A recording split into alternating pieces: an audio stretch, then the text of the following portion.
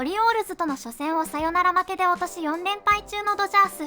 2戦目の先発は連敗ストップの期待を背負った山本由伸投手。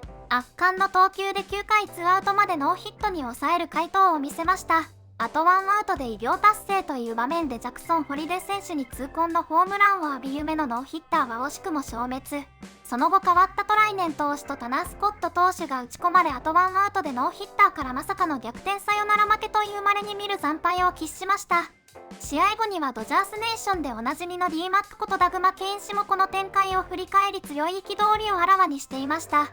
The Dodgers suffer one of the worst regular season losses in franchise history.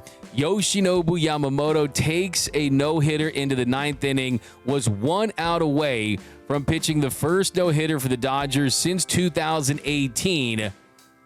He gives up the home run to Jackson Holliday, but to make matters worse, to make it an absolute inexcusable nightmare, the Dodgers would somehow find another way to blow a game. I had no words. I was absolutely speechless. My audio was fine. I just couldn't find the words to describe the most recent blow up, inexcusable, heartbreaking, gut-wrenching nightmare loss for the Los Angeles Dodgers. This stream was about being heartbroken because of what happened to Yoshinobu Yamamoto tonight. Heartbroken about the fact that he took a no-hitter into the ninth inning, and it was going to be the first no-hitter for the Dodgers since 2014. I know what you're saying. No, 2018. I'm not a team no-hitter guy, okay? I don't do team no-hitters, okay? A team no-hitter is you can't hit her, right? That's the other team couldn't hit, not the pitcher no-hit, right? It would have been the first solo no-hitter for the Dodgers since 2014. The Dodgers have thrown more no-hitters than anyone in the history of Major League Baseball. And Yoshinobu Yamamoto, he had no-hit stuff. He had it working all night. Fastball pumping 98, both quadrants of the zone. Splitter just looked like a cheat code tonight. Presenting as a fastball, falling off the table, got a strikeout via that cutter, had the curveball. Everything was working for Yoshi tonight. It was an absolute masterclass for Yamamoto. He gave up 1 run on 1 hit in 8 2/3 innings, 10 strikeouts, 2 walks, 112 pitches, and he was so close to pitching that no-no. I was ready to come on here and sell you t-shirts that said Yamanono. I was so excited that this was the win that was going to launch the Dodgers out of this disgusting stretch that they've been on, where you entered today having lost 4 straight games to last place teams. Now you're 1-7 in your last 8 games, and this funk that has continued to follow this team, this dark cloud where pitching has it, offense doesn't, offense has it, pitching doesn't, pitching has it, and the bullpen doesn't have it. Starters, bullpen, they just have not been to have that synergy. We have not seen that Dodgers synergy that we've seen in years past. Tonight, 3 runs by the Dodgers offense. That's not a ton, but when you have a guy pitching like Yamamoto was, that 3 runs, it felt like 30 runs when he was on the mound. And I guess that this is what that means, right? That, look, sometimes when your offense is going through slumps, you just need your ace to be the stopper and go out there and shove, and he did that.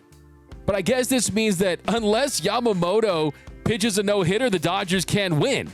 Is that where we've entered? Is that the chapter of Dodger baseball that we've entered this year? Is unless Yamamoto throws a no-hitter, the Dodgers can't win a baseball game against a checks notes last place team in the Baltimore Orioles. And I want to start with Yamamoto's home run that he gave up to Jackson Holliday, because he comes out there, it was over. Like, it was over. He had the stuff. He was going to do it. He goes out there, he punches out Jackson on 3 pitches, splitter, nastier than a gas station bathroom. Then he gets Mayo, first pitch, curveball, top of the zone, gets him to get under it, flies it out, easy flight out to center.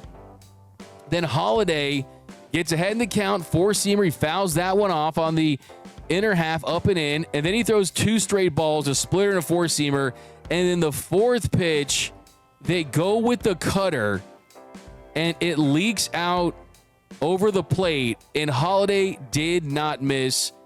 It was bye-bye baseball, and it was bye-bye no-no. It's done all night for the Edges. Holiday to right field. That ball is hit deep at the wall. It's gone. Jackson Holiday ends the no-hitter with 1 out to go. He ends the shutout as well, and he spoils the magic for Yoshinobu Yamamoto. Absolutely spoiling the party for Yamamoto and the Dodgers. And that sequence right there, Will Smith, he's out. Dawn Rushing, he's on the IL. You got Ben Rortvedt, who suddenly has become very important at his job, meme. And all of a sudden, Yamamoto does a good job calling his own pitches.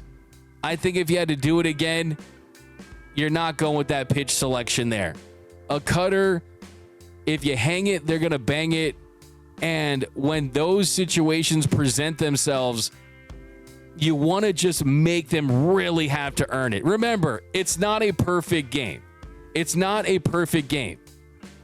It's not. It's a no-hitter. It's a no-hitter. There's been 326 no-hitters in the history of Major League Baseball. Tonight could have been, probably should have been 327, right? But it's not a perfect game. It's a perfect game. You're talking about 24 in the history versus 326. And the point I'm trying to make is you can walk the guy and live to see another batter. Yes, the pitch count's up 112. Dave Roberts was not going to take him out of that game. He was not going to take him out of that game while the no-hitter was still intact. The most pitches that Yamamoto had ever thrown in a game was back in the NPB in the Japan series a couple years ago, back in 2023 when he threw 138 pitches. The dude's built for this. I would have liked to see something splitter off the plate, the pitch that worked. I mean, that splitter was so nasty. Keep throwing that pitch, spam that thing, and you're getting dogpiled. You're getting Gatorade showered, and that's what hurts me the most is a different pitch in that situation. The Dodgers win the game. Yamamoto has his no-hitter, and I'll be honest with you. I was pretty much getting emotional. Like, I was damn near in tears, and I was stunned. My jaw dropped to the floor when Holiday hit that because I see firsthand how hard these guys work. I see what Yamamoto does in between starts.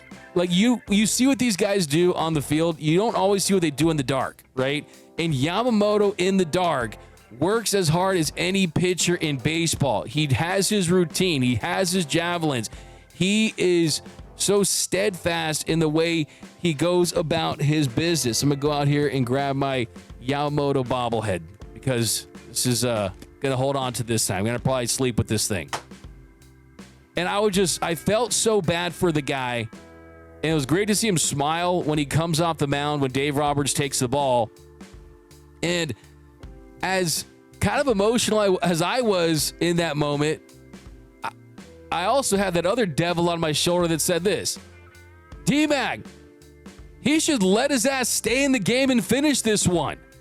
Because you know what he's going to do next. He's going to rely on this bullpen, and he's going to push a button that's probably not going to turn out right because that's how things have gone with this bullpen currently. And then Blake Treinen comes into the game. You needed 1 out. 1 out. And it's tough to look. Blake Treinen he's helped this team win 2 World Series. So guess what? You got sweat equity. Like, this is, if you're looking for the, hey, D-Mac, dog Blake Treinen, ain't doing it. I'm not doing that. You know why? They don't win last year without Blake Treinen. They probably don't win in 2020 without Blake Trinan, right? Still, having said that, the way the situation lined up, it was not an ideal situation just because you have Blake Trinan throwing as nasty as he does against a brand new backstop in Ben Rortvedt. And he goes into the game, very first batter he faces, going up against Jackson. And during this at-bat to Jackson, he was so close to ending this thing, right? I mean, he gets up the count 0-2. Then the fourth pitch of the at-bat, that was a sweeper that should have been strike three. That should have ended the game. And the disappointment tonight should have been all about Yamamoto not pitching that no-hitter. But instead, he gets the call. A couple pitches later, he hits a double. And I'll say this again. I cannot wait until umpires are irrelevant. Like, I can't wait until I ask you guys in 10 years, hey, can you name an umpire? And you tell me I can't. I cannot wait until no fan in Major League Baseball can name one umpire. These dudes think it's the ump show. These dudes think that they were born with these special eyeballs that were blessed by the baseball gods to put them in that spot to make calls. And of everything that transpired tonight in Baltimore, of everything that's going on in the sports world today, the Dodgers losing, Yamamoto losing the no-hitter, UCLA football getting absolutely boat raced again because they're the most irrelevant team in all of Los Angeles sports right now, and they probably need to fire their AD. But the thing that pisses me off the most is Dave Roberts comes and gets the ball from Blake Trinan, and who does he give it to? He gives it to a reliever that 24 hours ago said, and I quote, William Shakespeare couldn't write this stuff, okay? Like, I quote, he said, baseball hates me right now. He brings in a reliever that says, baseball hates me right now, 24 hours before he comes out for this appearance. Oh, I hear you. Wait, D-Mac, they paid him $72 million. You got to put him in those situations. That way he'll gain confidence. No. That way he'll gain confidence for the postseason and the NLDS and the NLCS and the World Series. Screw all that. I'm not thinking about winning the World Series or winning the DS or CS. I'm thinking about winning a baseball game and not losing a baseball game to a last place team again. Jack Dreyer has been, along with Alex Vesia, your most consistent reliever all season. Jack Dreyer has been nails this year.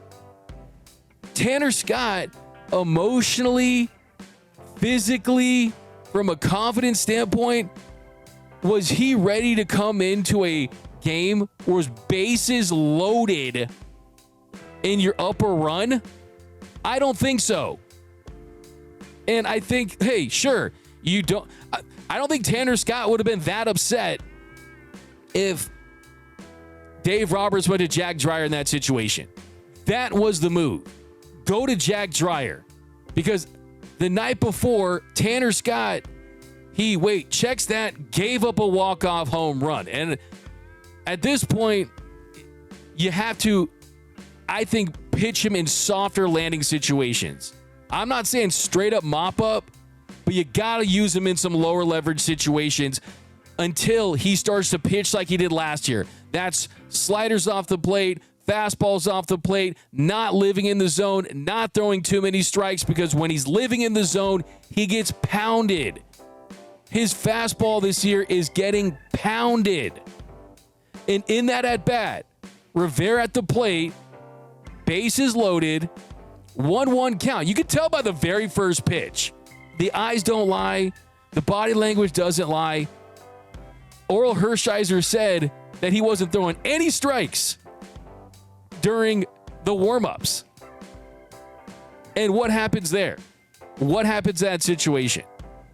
He throws a ball. That very first pitch, like, uh-oh. he doesn't want to go inside the zone because he's not as confident, right? I was told by someone yesterday it's a conviction thing. Where's the conviction? And then, of course, 1-1 count. You go four-seam fastball, down in the zone, but hittable. And the Dodgers get walked off again. The second night in a row by a last-place team. Let that sink in. I want to go back when I talk about the home run from Jackson Holliday. I was saving this too. So I want to get back. Let's look at this home run again. I want your opinions. I'm going to go to the comments, guys. I know I'm fired up tonight. Yeah, I'm hot. I'm hot. Hot in the devil's armpit. Can fry an egg off me right now. I'm hot. But I want your opinion. And I'm going to go to the comments right here. What'd you guys think of Andy Pages' effort here on Jackson Holliday's home run? Because yes, it cleared the wall. But you know what? Even if he didn't make this catch, and let's be honest, if he makes that catch, that goes down as one of the great catches in Dodgers history. That's probably the catch of the year. To save a no-hitter on a rob job is all-time great stuff. And yeah, the odds of him catching this ball are not high. But from an optics standpoint, I don't know. I kind of would have liked to see a little more effort from Andy Pages. Time your jump, stretch that arm out, try to get any piece of glove that you can on this baseball. I got to see a different angle from it, and this is fresh right after the game. But it did feel a little anticlimactic the way that he went after it. That was the worst loss of the season. That was one of the worst regular season losses in Dodgers franchise history. The no-hitter drought continues. Yamamoto was a stud. I do feel better about the fact that, hey, let's not forget, whatever postseason series they end up playing, wild card, DS, they're going to have this dude going for at least one of those games. And I think at this point, I've been a big Ohtani Game 1 guy just because it kind of frees him up to use him later in the series out of the pen, and I think that's still an option.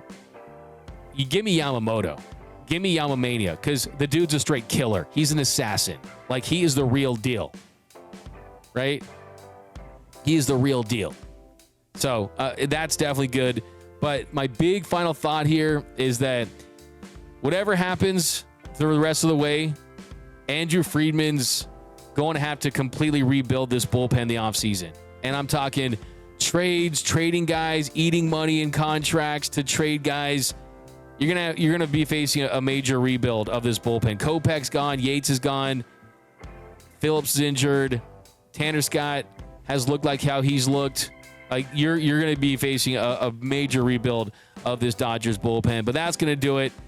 Let's end this by saying, hey, Yamamoto, hats off, man. Hats off to Yoshinobu Yamamoto. This guy put this team on his back. This guy deserved to win this game. And let's hope that this Dodgers team can use this anger and frustration that they experienced tonight to fuel them for an angry win and springboard them for the rest of the season. ノーヒッターという偉業まであと一人というところで本当に惜しかったです。別な球種だったらとどうしても考えてしまいます。それでも山本投手は間違いなく圧巻のピッチングを見せてくれました。試合があのような結末を迎えると誰が想像できたでしょうか。スコット投手は本当にどうしてしまったのでしょう。山本投手にはノーヒッターのチャンスはこれからも必ずあると思います。次こそ達成してくれることを期待しています。